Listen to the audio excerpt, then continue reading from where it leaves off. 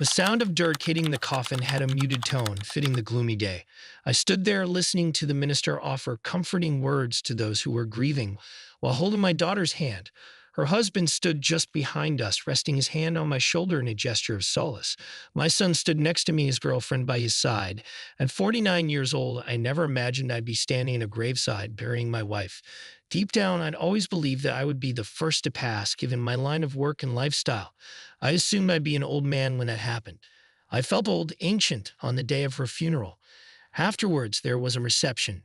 Everyone came up, offering condolences and commending how wonderful my wife was, what a great relationship we had, how young she still was, but no one said what I really needed to hear. We've been married for over 20 years and had 2 kids, both grown now. My daughter is married, about to give me my first grandchild. My son works in New York's financial district. Both are doing well. With around 40 people at the house, well, I guess it's my house. Though I'm still not used to being single, it was difficult to find time alone. Everyone was milling around, talking, trying to be supportive. Eventually, I slipped out into the backyard, going to the back gate, planning to take a short walk. As I closed the gate, someone pulled up in the alley and parked next to me.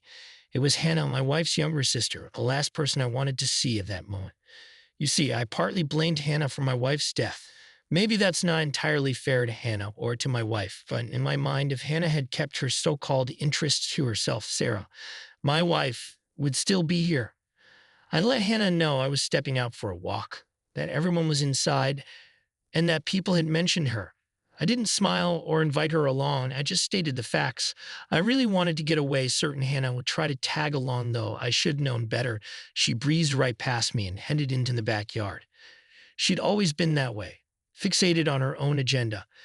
That was why, when Hannah took a sudden interest in Sarah's personal life, I got suspicious. It was out of character, so I believe. I sighed, at least momentarily freed of her. A cloud hung between us in unspoken rift, and it felt insurmountable. Family or not, Hannah was unwelcome in my eyes.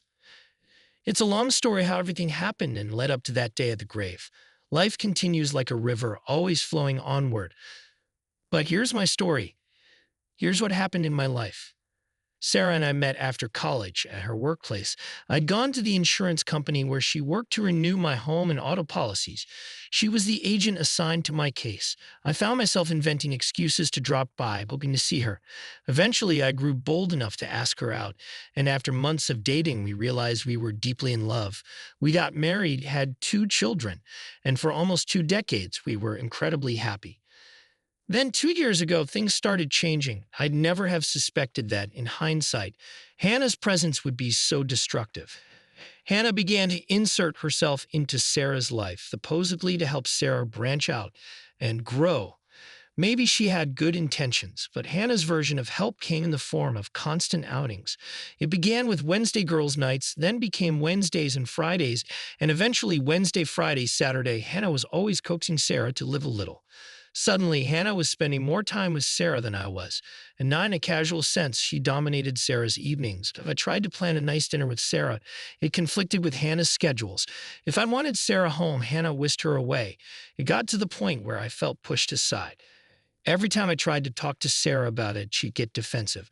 Hannah needs me, or you're overreacting. We argued more. She accused me of criticizing her sister. I grew frustrated. Then I did the worst thing possible. I gave up. I stopped trying. I spent my own time doing what I liked, and Sarah threw herself deeper into these girls' nights. One Friday, the night before everything truly collapsed, I was in the garage, tinkering on a project.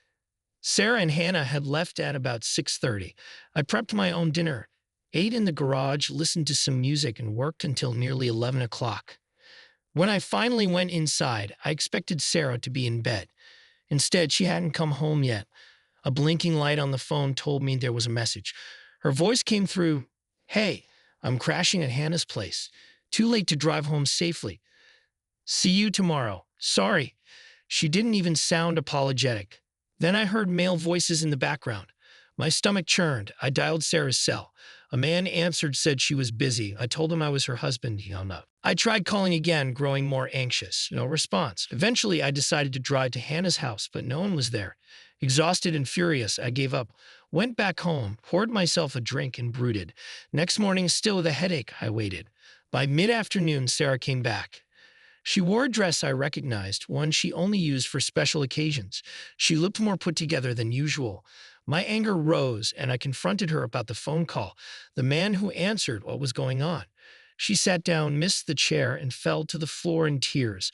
I left, heading to the garage again, played music loud enough to drown out my thoughts. I realized that somewhere along the line I'd lost her. A week later, there was still no change. Sarah was out almost every night or not returning texts. Tension filled our home.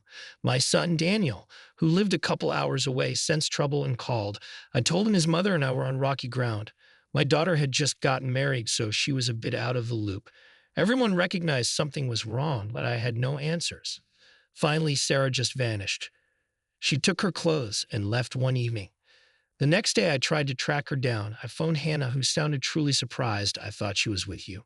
Confusion abounded. Hannah asked if Sarah was hooking up with some new man. Furious, I snapped that Hannah's meddling had driven Sarah to this. Then I hung up, slamming the phone so hard that I broke it. Nothing was making sense. My anger was uncontrollable. A few hours later, my son Daniel showed up at my door. He wanted an explanation. He told me that Sarah had come to his house, crying about me planning to leave her. I insisted it wasn't me leaving her. She was leaving me. He demanded clarity. I tried to piece together the events, the nights out, the men's voices, the weird phone call. He said, "You have to talk to her, Dad. This is crazy." He convinced me to drive to his place, suspecting Sarah might still be there. Sure enough, she was there in tears, accompanied by my son's girlfriend, Lauren. They'd formed a small support circle, with Sarah absolutely distraught. When I walked in, she tried to speak, but I lost my composure. "You cheated on me, didn't you?" My voice shook with anger and heartbreak. She broke down, describing how, yes, it started with just a guy, one night, but ended up a group scenario involving Hannah too. The more she revealed, the more stunned I grew. She was describing a wild, drunken group escapade, completely at odds with the wife I knew. Sarah insisted it was a one-time event, swearing she never wanted it, that she was too drunk, that Hannah had manipulated her. I felt a swirl of disgust, betrayal, and grief. I left the room to keep from yelling. Daniel and Lauren tried to calm me, urging me to listen to the whole truth. Then Sarah explained that she had discovered a shocking side of herself that night, and she realized how it was tearing us apart. She apologized profusely, begging for another chance. She promised she'd never go out with Hannah alone again, that she'd be a stay-at-home wife, cook, do whatever I wanted. It all sounded desperate and insincere. We arranged a shaky plan to stay under the same roof in separate bedrooms just to see if we could salvage anything.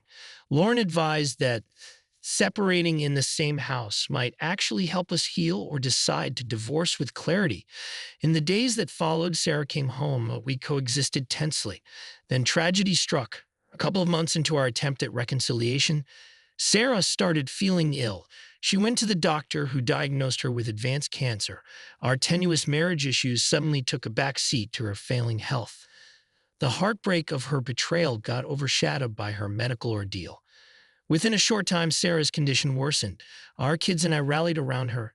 Anger, sadness, regret, love. Every emotion converged as we all tried to be there for her final days. The cancer took her quickly.